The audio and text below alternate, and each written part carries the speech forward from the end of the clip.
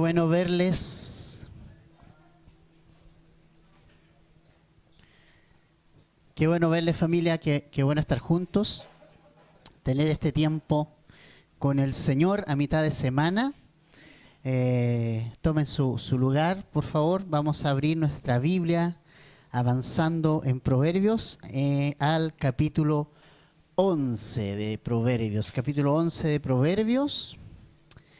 Y desde el capítulo 10 y hasta el capítulo 15 vamos a ver contrastes entre el justo o entre el sabio y el necio. Y entonces son bastante cortitos, son bien directos, muchos de ellos no requieren mayor explicación. Y bueno, con esto nosotros vemos algo interesante e importante, y es que más allá de lo que creo, nosotros nos tenemos que preguntar qué tanto de lo que creo ha cambiado mi vida. Nosotros tenemos una percepción de las cosas. Todos nosotros y todo ser humano en este mundo tiene una forma de ver la vida, tiene una forma de ver las cosas. Eso se llama, eso tiene un concepto, un nombre que se llama cosmovisión. Cosmovisión es la forma en que tú miras las cosas o a través de lo cual miras las cosas. Entonces, si bien es cierto, todos tenemos un credo, una creencia, y decimos tener ciertas creencias, ¿verdad?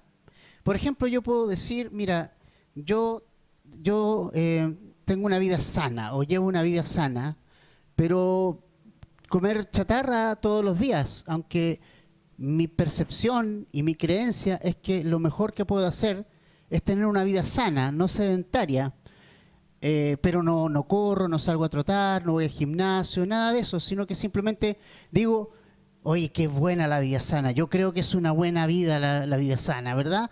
Pero realmente no hacemos ejercicio, no vamos. ¿Por qué razón? Porque eso no es algo que está incorporado en nosotros. Es simplemente un credo, una cosa que está en la mente, pero no ha provocado cambios porque finalmente no es algo que ha traspasado a mi corazón, no es algo que vaya a ser una prioridad, alguna pasión que está encendida y fuerte. Con el cristianismo es exactamente lo mismo. Yo puedo tener un credo muy elaborado, muy clarito, muy claro acerca de lo que es Jesús, acerca de lo que Dios quiere. Es más, muchas veces tengo muy claro lo que Dios quiere, pero no ha impactado realmente mi vida de alguna forma en el asunto práctico. Y lo que Proverbios yo creo que lo que nos desafía a ser Proverbios es que nosotros vivamos lo que creemos. Es que la vida sabia es una vida práctica. La vida sabia no tiene que ver con el CI, no tiene que ver con mi capacidad intelectual o la cantidad de títulos que pueda obtener en este mundo o la inteligencia que pueda tener. Ni siquiera la inteligencia emocional, nada de esas cosas tiene que ver con en quién está mi corazón, dónde está mi corazón y en quién está gobernando mi corazón. Entonces la vida del sabio se manifiesta en las cosas muy cotidianas. Y eso es lo que vamos a ver y estamos viendo desde el 10 hasta el capítulo 15 y particularmente el día de hoy vamos a ver principalmente tres personas. El justo, también vamos a ver principalmente los rectos y también como contraste los impíos. Obviamente todos ellos tienen una manera de vivir en relación a lo que creen, porque lo que yo creo va a determinar lo que vivo y eso es súper importante. Vamos al verso 1 entonces, familia, del capítulo 11, vamos a ir verso a verso porque cada verso tiene su propio tema, a lo más 2 o 3 versículos se juntan en un tema, así que vamos a ir rápido. Dice: la balanza falsa es abominación al Señor, pero el peso cabal es su deleite. Entonces, lo primero que vemos en este capítulo es un asunto súper cotidiano. En la antigüedad, cuando tú vendías o comprabas, cualquiera de las dos cosas, se usaba balanza. Pero no nos imaginemos nosotros la balanza que nosotros tenemos ahora esa pesa que digital, obviamente no estaba el asunto digital, ¿cierto? Ni nada de eso. Dice balanza, balanza. ¿Qué se usaba para pesar antiguamente? Tal cual, una balanza. ¿Y qué es lo que era una balanza? Era un elemento equilibrado, tenía al medio un pilar con una pieza horizontal, una cadena y un recipiente en cada lado. Esa era una balanza, ¿ya? Entonces, para pesar, por ejemplo, 1 kilo de uvas, estoy poniendo un ejemplo, entonces tenías que tomar una piedra, se tomaba una piedra que tenía el peso que yo quería vender, se ponía a un lado, entonces obviamente la balanza se inclinaba hacia el lado izquierdo o hacia donde el lado que estuviera la piedra pesada, y al otro lado se ponía la mercadería. Entonces, cuando estaba el peso justo, la balanza estaba equilibrada. Ahí tú podías decir, ¿ves? Es 1 kilo de uvas. Pero ¿qué pasaba normalmente y cuál era la práctica, lamentablemente, desde siempre? Desde que el hombre es hombre. Es la alteración de la piedra con la cual se pesaba. Se altera la piedra con la cual se pesaba en la balanza. Y eso significa, el tema era que se alteraba cuando se vendía, no cuando se compraba. Cuando se compraba, se alteraba para mi conveniencia. Entonces podía pagar menos por 1 kilo, entonces yo lo vendía después y lo vendía con un peso inferior y además cobraba más. Entonces eso era común que pasara, desgraciadamente, en el tiempo, y también entre el pueblo de Dios, desgraciadamente, pasaban y sucedían estas cosas. Ahora, esto tú lo puedes pensar en el orden práctico de un negocio, pero fíjate que hay algo también importante. Es que nosotros tenemos una piedra con la cual pesarnos. Todos nosotros. ¿Cuál es esa piedra a través de la cual tenemos que pesarnos? Nos tenemos que pesar con Dios. Es el estándar. Es la regla de medida por la cual nosotros nos tenemos que medir. No nos medimos con otros. No nos pesamos con otros. Porque si yo me peso con otro, seguramente voy a encontrar a alguien más livianito que yo. Pero cuando me peso con el Señor, evidentemente el Señor pesa mucho más. Por eso es que yo no puedo ir a Dios en mis propias fuerzas. Necesito al Señor. Él es la medida justa. Yo soy la medida injusta. Y en Él me tengo que apegar. Cierra paréntesis. Entonces, familia, fíjate lo que dice, la balanza falsa, lo que acabo de decir, la adulteración de la mercadería que estoy entregando o vendiendo, es el término que usa, me llama mucho la atención, abominación. La misma palabra que ocupa el Antiguo Testamento y que emplea en hebreo para referirse, por ejemplo, al pecado de la homosexualidad, al pecado inmoral, está en la misma categoría. No dice que Dios detesta o no desea mirar la balanza falsa. Derechamente dice es algo repulsivo. La palabra en hebreo es repulsión. Esta palabra abominación es repulsión. Dios no puede verlo. No solamente no puede verlo, sino que le desagrada y le provoca, la palabra en hebreo tiene esa implicación de le provoca náuseas. El observar este pecado tan que podíamos decir nosotros pequeño, tal vez no tiene una connotación muy grande, pero Dios sí se la da, porque tiene que ver con adquirir algo y vender algo con justicia. Y una cosa que para los que tienen negocio, Dios quiere bendecir tu negocio. Yo creo que no hay nadie que quiera bendecir más el negocio de sus hijos que Dios. Dios quiere bendecir los negocios de los cristianos y damos gracias por los hombres de negocios que son creyentes y damos gracias por ellos. Mas Dios bendice el negocio honrado. Dios no quiere, si hay algo que tú tienes que hacer, deshonradamente para ganar algo de dinero, Dios lo mira de esta forma. Dios lo mira en forma de abominación, en forma repulsiva. No puede agradar a Dios un hombre que está haciendo trampa en los negocios. Es algo que no va a agradar a Dios. Es algo que a Dios le desagrada y le inquieta y además le provoca una repulsión. Entonces, en hebreo la palabra abominación es muy fuerte y es repulsiva. Así como abomina entonces aquellos que hacen un negocio y engañan a las personas con los precios, engañan con el peso, Dios también se deleita del cristiano, de su hijo, que pesa como corresponde, que vende lo que corresponde, que ofrece y vende lo que corresponde. Que el peso es el kilo, que el precio convenido es el precio convenido, sin usura, ese es el precio convenido. Dios se goza de eso y esa es la evidencia de una vida sabia, ¿ves? Afecta todos los rincones de nuestra vida y eso es una cosa que me llama mucho la atención. Muchos de nosotros dicen, yo no sirvo a Dios, no estoy sirviendo a Dios en ninguna parte. No estoy sirviendo a Dios en la iglesia, como si el servicio a Dios tuviera que ver solo con la iglesia. El servicio, todos los hijos de Dios somos siervos de Dios. Todos. Ahora puede que tú no estés en algún ministerio específico en la iglesia aquí, pero eso no significa que no seas un siervo de Dios.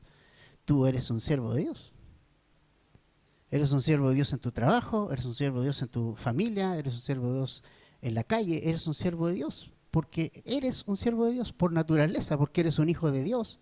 Y todos los hijos de Dios somos sus siervos. Entonces, quítate de la mente esa idea de que yo solamente sirvo en la iglesia. No. No tiene nada que ver. Todos somos siervos de Dios. Buenos o malos, pero siervos. Entonces, estas cosas nos muestran esto, es que somos siervos de Dios donde nosotros vayamos.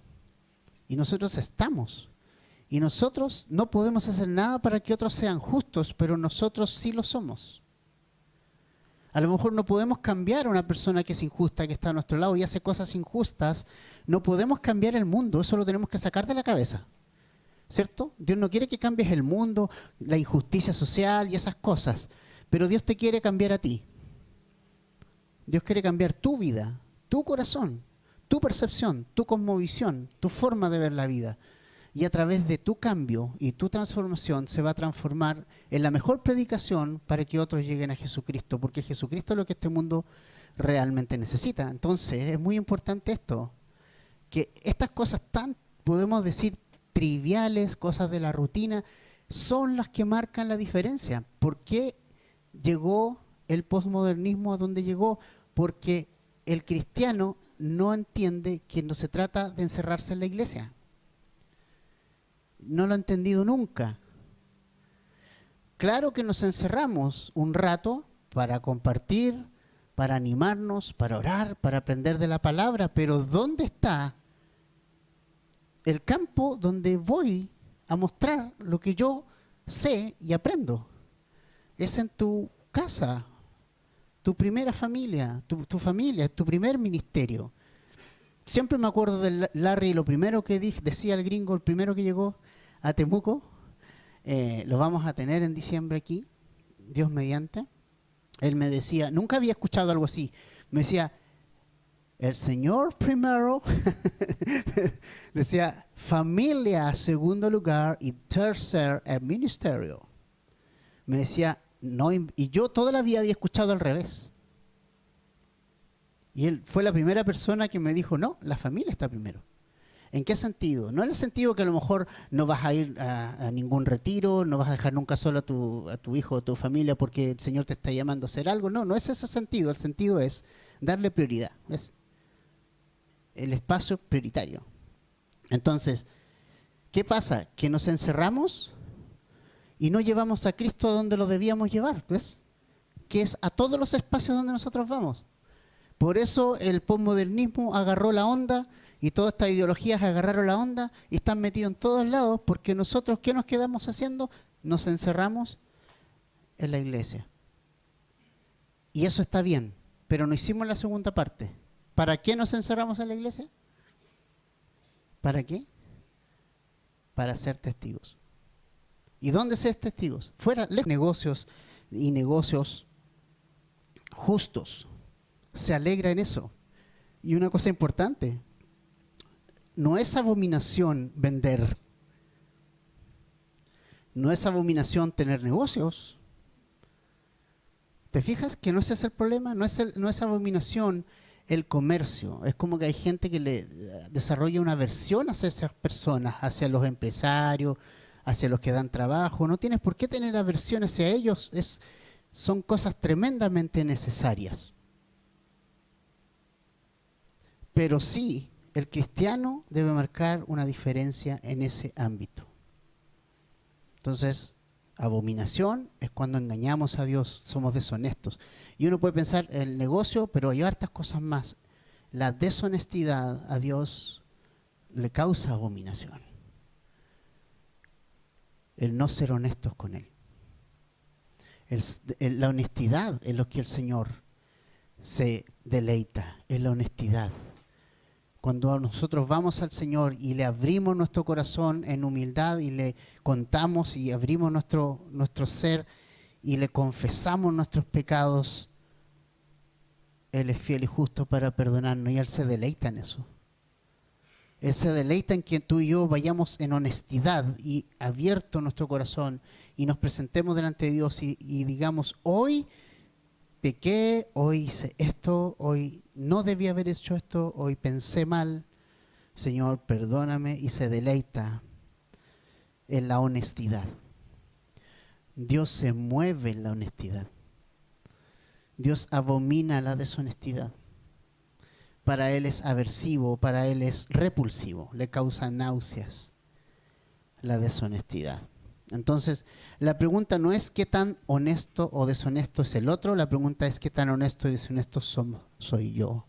Siempre la palabra es para mí. Podemos decir, el vecino le quita no sé cuántos gramos, es su problema. Él, no sé, conocerá a Cristo, no lo conocerá, no sé. Pero mi tema es que yo sea honesto. Que yo pueda marcar esa honestidad y esa diferencia.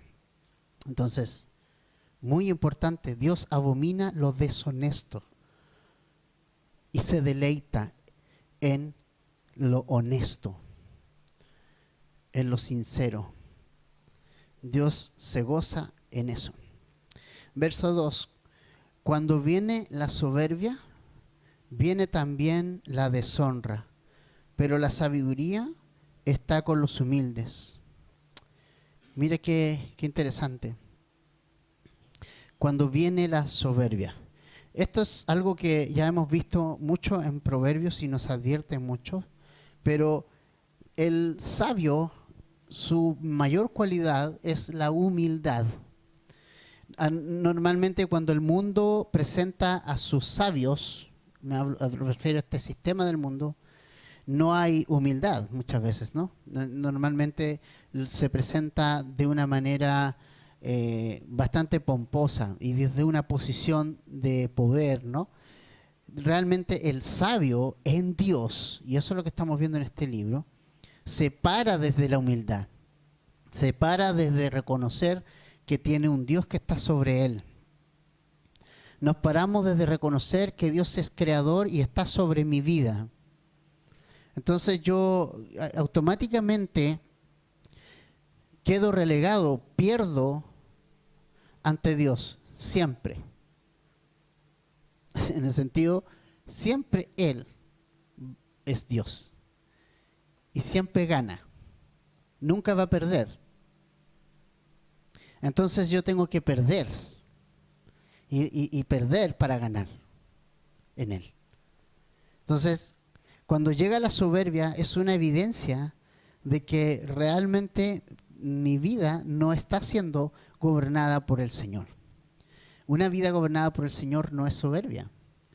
Es más, una vida que no es gobernada por el Señor, o más bien el Señor no puede trabajar en una persona que es soberbia. La soberbia, recuérdate de algo importante, la soberbia fue el pecado más antiguo que existe. La soberbia bajó a Satanás del cielo a la tierra, lo expulsó, lo bajó. ¿Qué fue eso? Fue una deshonra. Por eso aquí dice, cuando viene la soberbia, viene la deshonra. O sea, ese ser tan especial que estaba en el cielo llamado Lucifer, ese ser lleno de luz, ese ser lleno de belleza, creado, ¿verdad? Ese ser fue expulsado por la soberbia, vino a su corazón la soberbia. Isaías 14 nos dice que él decía en su corazón, subiré al cielo, voy a ser como Dios, me voy a poner en su lugar, dice Isaías 14, sobre lo alto, pondré mi trono ahí. Pero dice que él fue derribado, fue deshonrado, fue quitado todo lo que tenía arriba y todo su lugar fue quitado y él fue derribado, dice, hasta el Seol, hasta los lados del abismo. Incluso cuando las naciones lo vean, en algún momento vamos a ver a ese Satanás cara a cara y lo vamos a ver. Dice que la gente lo va a ver y se va a preguntar y se va a extrañar de verlo, porque va a decir, ¿es este aquel varón que hacía temblar la tierra? Es como, ¿de verdad era este? Así como, no era tanta cosa, ¿no? Porque vino la deshonra, porque la soberbia lo traspasó de la dimensión de Dios y su reino a la dimensión terrenal y mortal. Entonces tengo que cuidarme de ese pecado, porque la soberbia me va a hacer descender, deshonrar. Me va a deshonrar, me va a traer deshonra. Cuando yo creo tener la razón por sobre Dios y realmente eso lo necesito comprender. Cuando viene la soberbia, viene la deshonra. La sabiduría está con los humildes. ¿Te das cuenta? Cualidad número 1 de los sabios, la humildad. Esa es la cualidad número 1. Cualidad número 1, humildad. Y mira, échale una mirada al apóstol Pablo. El apóstol Pablo en una ocasión le dice a los hermanos, si ustedes tienen de qué gloriarse en la carne, yo tengo muchísimo más que gloriarme que ustedes. Yo tengo muchísimo más de qué gloriarme. Yo soy un judío, les dijo. Fui circuncidado al octavo día, de acuerdo a los ritos de religiosos judíos. Dijo, yo era de la tribu de Benjamín. Era fariseo, o sea, tenía una posición importante. Y es más, no solamente dijo, soy fariseo, sino que además celoso de la ley, celoso, al punto de poder perseguir a la iglesia. Y luego agrega, pero cuántas cosas para mí eran importantes. Y él le dijo a los hermanos, pero hoy las estimo como pérdida. Todo lo que estaba colgado un día en la pared de la oficina de Pablo, Pablo decidió tomarlo y bajarlo de la pared y poner a Cristo allí. Todo su corazón tenía una sola cosa en él y era Jesucristo. Cuando yo tengo a Jesucristo en el centro, no hay lugar para añadidos. No hay lugar para ti, no hay lugar para mí. Si yo pongo a Cristo en el centro, no hay lugar para mí. Y en el discipulado, los que están en el discipulado a lo mejor ya llegaron a ese lugar o ya lo vieron, no sé. O no recuerdo si es en la primera o la segunda, que hay una rueda. Una rueda. Están todas las áreas de mi vida en la rueda y en el centro está Cristo, allí. ¿Ya? Para que la rueda pueda rodar bien, esos rayos tienen que estar ahí puestos, todo eso tiene que estar ahí funcionando y Cristo es el que le da la firmeza para que podamos seguir corriendo y seguir caminando. Si realmente nosotros nos cansamos es porque estamos sacando uno de los rayos de la rueda. ¿Se acuerdan cuáles eran, no?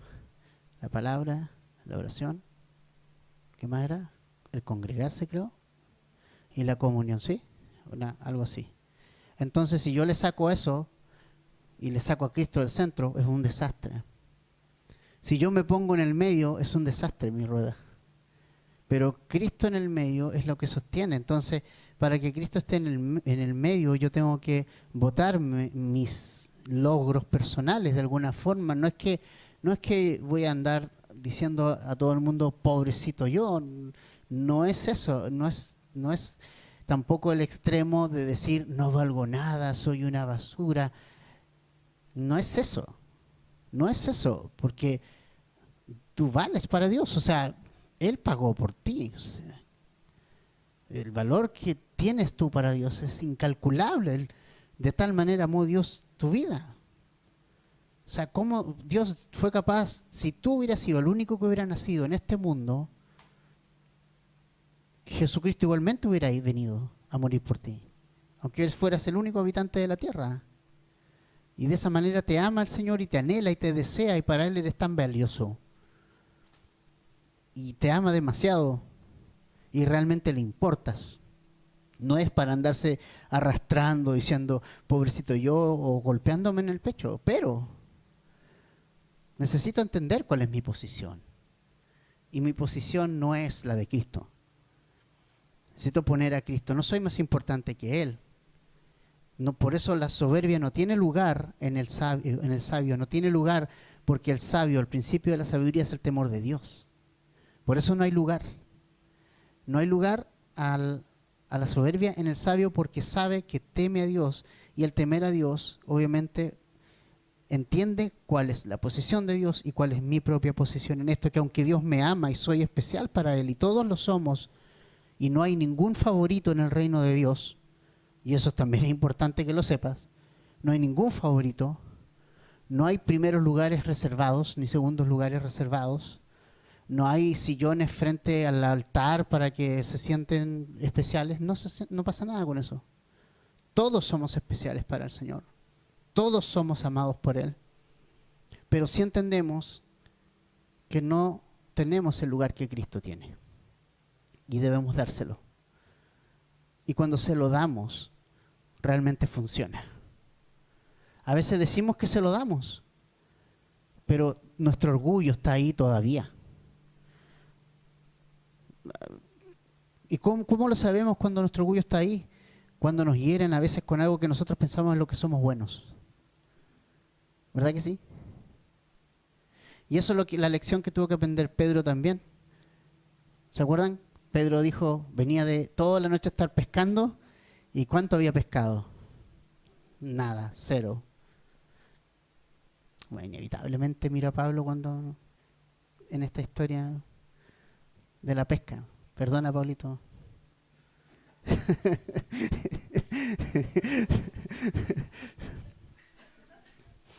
Perdón, hermano.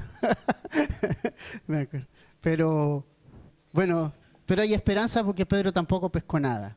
¿Ves? Venía de sin pescar nada. Y Jesús le dice, hey, vamos, pero pon la malla al otro lado, la red al otro lado. Y en otra oportunidad Jesús le dice, vamos de nuevo, vamos a pescar. No, o sea, ¿otra vez? Yo soy pescador profesional, ¿po? ¿Te fijas? Yo soy pescador profesional, Jesús, ¿qué te pasa? Pero la lección de humildad que le dio al otro lado, ¿y cuántos peces sacaron? No se podían las redes. Porque Jesús sabe más que nosotros.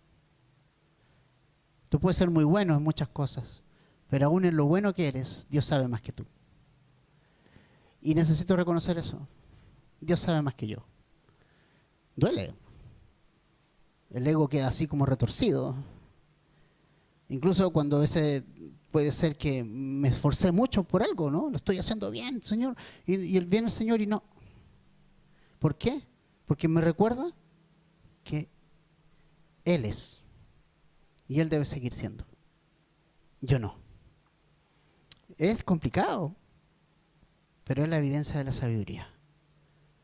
El humilde pone al Señor en el lugar correspondiente, y no es sabio quien es soberbio. ¿Sí? El 3 dice: la integridad de los rectos los guiará, pero la perversidad de los traidores lo destruirá. Mira qué genial es esto, la integridad de los rectos. ¿Quiénes son los rectos? ¿Quiénes pueden llegar a ser rectos? Si Isaías dice: todos nosotros nos descarriamos como ovejas, cada cual se apartó por su propio camino. O sea, todos caminamos chuecos, ¿cierto? Mas el Señor cargó en él, en Jesús, el precio de todos nosotros. ¿Quién es el derecho entonces? ¿Quién es el recto? Jesús es el recto. Entonces, ¿cómo podemos enderezar algo que está chueco? ¿Cómo yo me puedo enderezar cuando estoy tan chueco? Es amarrándome a Jesús. Jesús es el plomo. ¿Entiendes eso, no? Jesús es el plomo. Yo tengo que estar ahí, alineado a Jesús. Y entonces, cuando estoy en Jesús y me escondo en Jesús, soy recto. Cuando me escondo en Él, cuando me apego a Él, entonces soy recto. Y por gracia soy recto. Dios me mira como si nunca hubiera pecado en la vida. Eso todavía no lo logro entender en un 100. O sea, tú dices: yo lo sé, pero de verdad la comprensión no me da para saber de que alguien que pecó toda la vida, el Señor, con solo creer en Él, me dice: ya, eres justo, eres recto. Es como, ¿qué? Sí, eres recto. Y necesito caminar en Cristo. Entonces, es Jesús el que me va a guiar por donde debo caminar. Él es recto, entonces a Él lo tengo que seguir. Pero la perversidad de los traidores, obviamente, va a ser, eso mismo les va a destruir. Luego dice el 4: de nada sirven las riquezas en el día de la ira, o el día de la ira, pero la justicia libra de la muerte. Interesante lo que menciona esto, ¿no? Menciona el día de la ira, y esto es interesante. Está mencionando el día de la ira y está mencionando la muerte. No está hablando de esta vida, está hablando de que todos vamos a enfrentar un juicio. ¿Te fijas? Está hablando del día de la ira. ¿Y cuál es el día de la ira de Dios? Bueno, eso es importante aclararlo. Viene la gran ira de Dios. El día de la ira de Dios obviamente es un juicio que va a haber este mundo. Hay varias partes. Una de ellas es la tribulación que va a pasar en este mundo 7 años. Antes de eso, todos los hijos de Dios son quitados de aquí. Entonces el Señor va a derramar su ira sobre este mundo, sobre la gente, sobre el sistema de este mundo, y los va a enjuiciar. Entonces, ¿qué dice este pasaje? Simplemente que hay cosas que el dinero compra, pero lo único que el dinero no podrá comprar es una eternidad con Dios. Si alguien tiene harto dinero, gloria a Dios, te va a servir para comer rico, para pagar vivir cómodo, vivir bien, gloria a Dios por eso, bien. Sin embargo, cuando estés delante de Dios no te va a servir, porque eso no se compra. Y eso me lleva a pensar en la historia de Lucas 12, del 13 al 21. Me gustaría que la leyéramos bien rapidito. Lucas 12, 13 al 21. Mientras la riqueza no sirve para nada, en el día de la ira, la justicia libra de la muerte, la justicia en Cristo. ¿Ya? Este pasaje, ¿por qué lo escogí? Porque quiero que lo veamos un poquito, y si no alcanzamos a ver los 11 versículos, no importa, ya, bienaventurados los flexibles, pero me interesaba este pasaje. Dice: uno de la multitud, fíjate, una persona que vino a Jesús, le dijo: maestro, dile a mi hermano que divida la herencia conmigo. Ok, mira. esta historia uno puede pensar, vino una persona a pedirle algo justo a Jesús, ¿verdad? Unos padres, me imagino yo que los padres de este hombre tuvieron una herencia, ¿cierto? Entonces uno se estaba pasando de listo con la herencia y entonces viene el hermano que se siente sobrepasado con esto y siente que está siendo injusto el hermano, entonces va a Jesús para que Jesús haga algo, ¿ok? Ahora, veamos la respuesta de Jesús. Vamos al otro verso. Hombre, le dijo Jesús, ¿quién me ha puesto por juez o árbitro sobre ustedes? Ok, familia, mira, lamento bajar tu expectativa con esto. Jesús no vino a terminar con la injusticia social, ¿ok? Jesús vino a terminar con el mayor problema que tiene el mundo, que no es la injusticia social, es el pecado. Él es Salvador. Él no vino a hacer esto.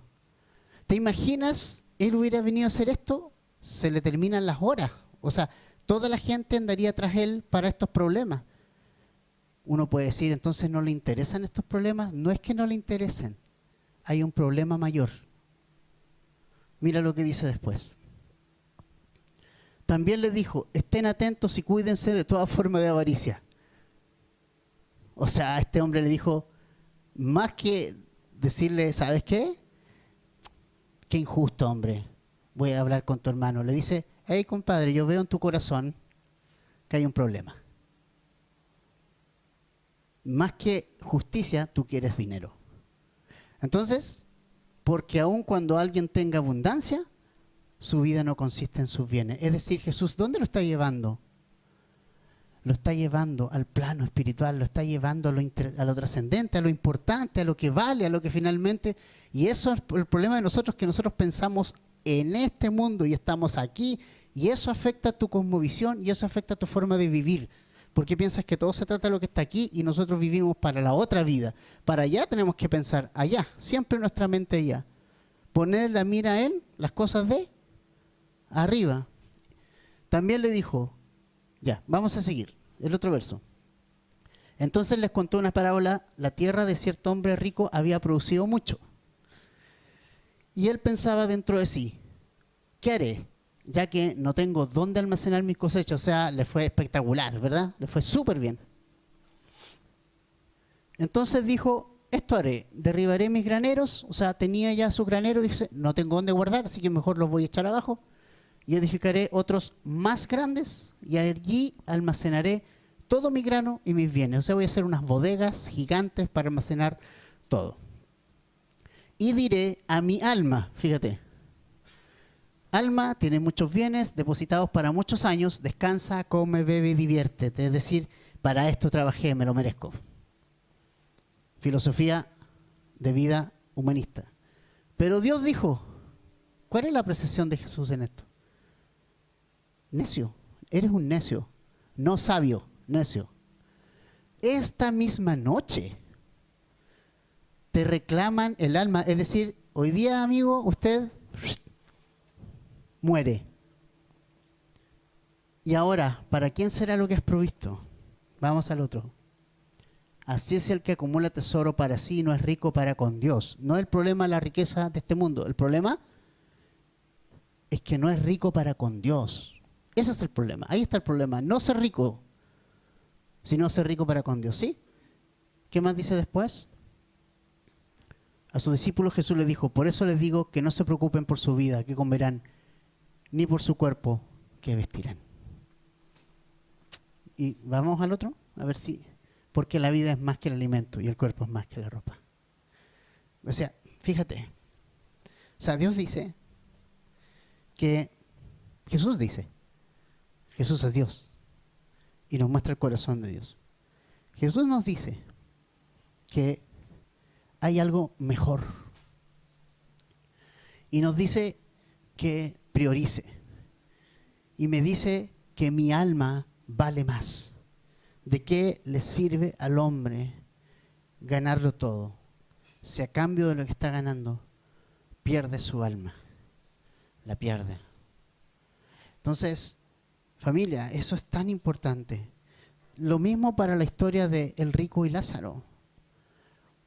Esa también es una historia tremenda, porque hubo un hombre que fue a la muerte, murieron juntos ambos, paralelamente, casi en un tiempo de diferencia, pero hubo un funeral para el rico y un funeral para el pobre. Obviamente el pobre no se fue al cielo porque era pobre, pero temió a Dios. Él temía a Dios, ese era el tema. Y entonces el otro estaba en un lugar de tormento. Pese a todo lo que vivía, pese a todo lo que tenía, no, el dinero no le compró la salvación, porque la salvación no se compra. La salvación es gratis. Lo que no significa que no haya costado. La salvación costó, tuvo un precio. Todo tiene un precio, familia. Todo. Cuando te dicen salud gratis, eso es mentira, porque todo tiene un precio. El médico te va a cobrar. ¿Y quién lo paga? Alguien lo tiene que pagar. Todo tiene un precio. Pero el precio del alma del hombre no se puede comprar con nada humano. El alma la pagó la sangre de Jesús en la cruz del Calvario. Y la pagó y canceló la deuda. Entonces, para que eso sea efectivo para mí, yo tengo que dejar mi soberbia, dejar mi orgullo, dejar mis prioridades terrenales, ir al Señor y poner mi fe en Jesucristo.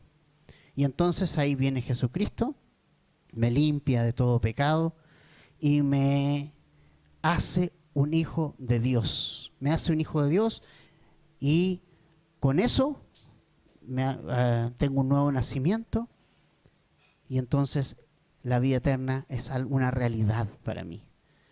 Y eso no lo puede comprar nada ni nadie. Eso no lo puede comprar ninguna persona, no lo puede comprar el dinero, ni todo el dinero del mundo. Y la vida eterna es gratuita en Cristo, y además eso trae gozo, trae paz, y eso no se compra. La paz no la compra nada.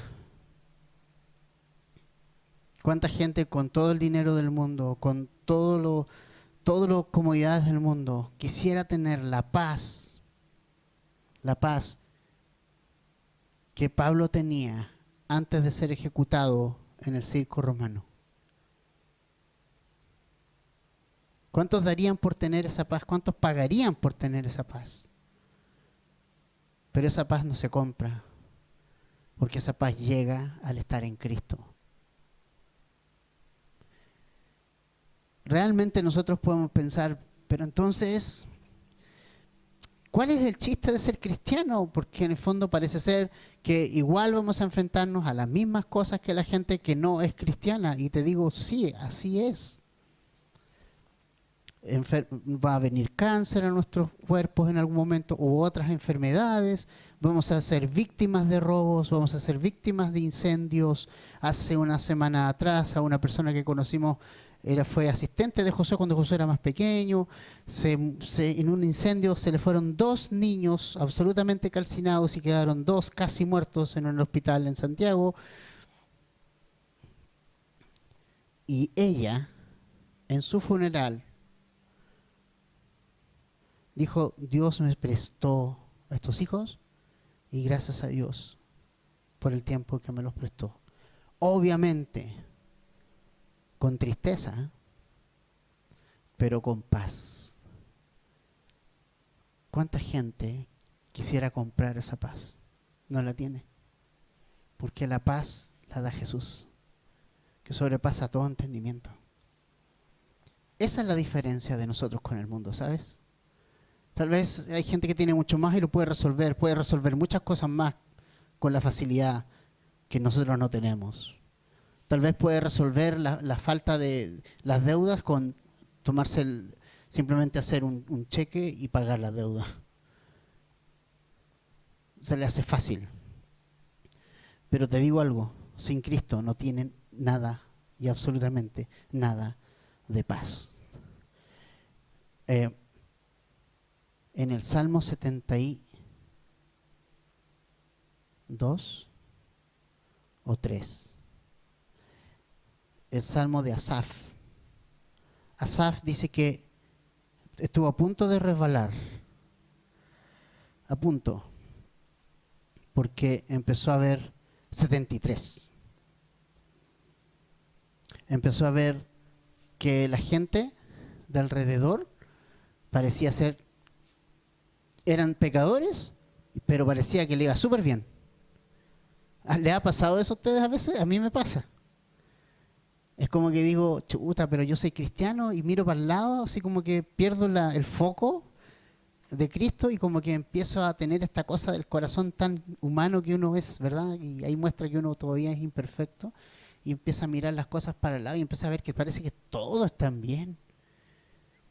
Oye, todos salen a comer, todos van a cenar y yo no estoy comiendo pan con mantequilla en la casa u otras cosas, ¿ves?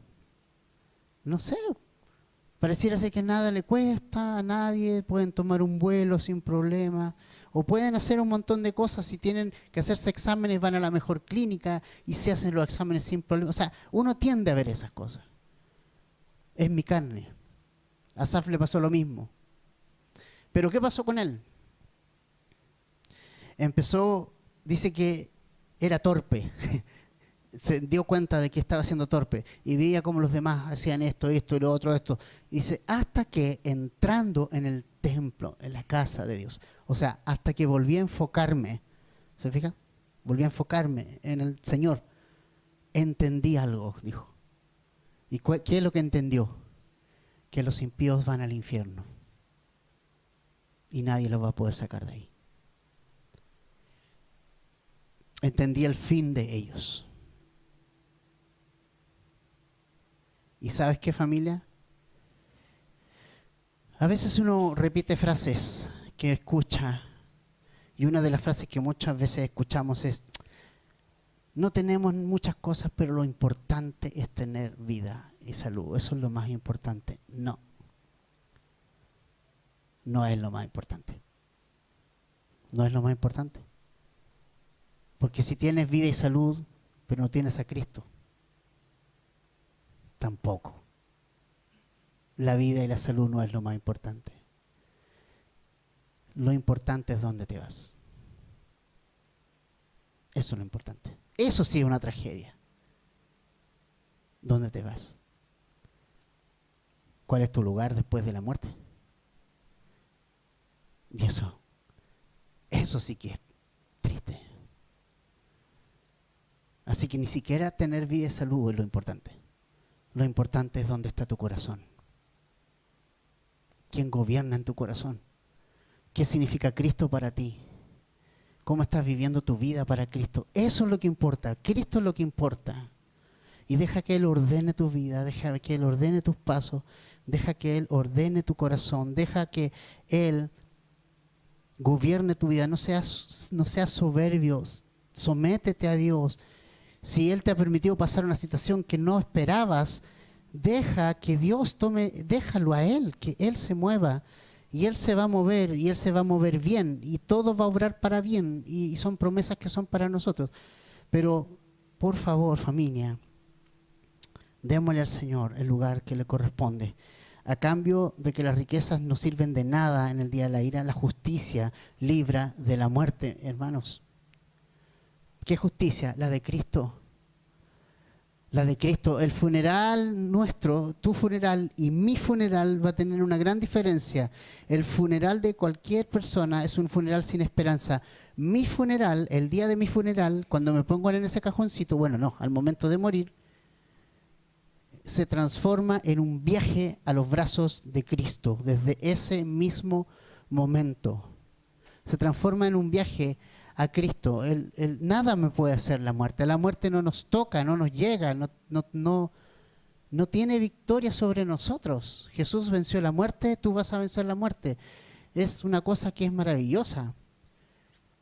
Mueres a este cuerpo, porque este cuerpo no es apto para vivir en el cielo. Apurado, vivimos en la tierra con este cuerpo.